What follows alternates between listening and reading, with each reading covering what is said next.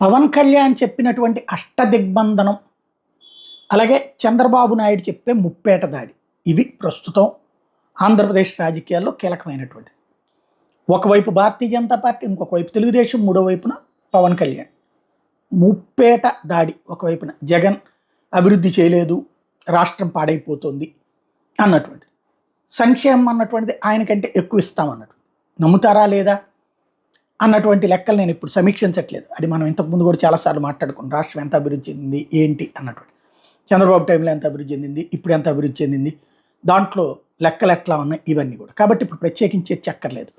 అయితే ఇటు ఈ మూడు కాకుండా నాలుగో వైపు షర్మిల, ఐదో వైపు మహాసేన రాజేష్, ఆరో వైపున జడశ్రవణం, ఏడో వైపున వచ్చేటప్పటికి ఆయన పేరేంటి, మన రామచంద్ర యాదవ్, ఎనిమిదో వైపున ఈ మొత్తం వ్యవహారాలని పర్యవేక్షించే అధికార యంత్రాంగం. అది అష్టదిగ్బంధనం. పవన్ కళ్యాణ్, చంద్రబాబు పవన్ కళ్యాణ్ ద్వారా జగన్ చుట్టూ పెట్టిన అష్టదిగ్బంధనం.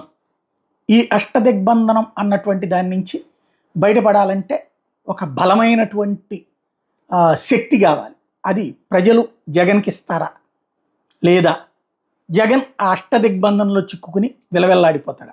ఇది రేపటి ఎన్నికల తర్వాత, రిజల్ట్ తర్వాత తేలుతుంది.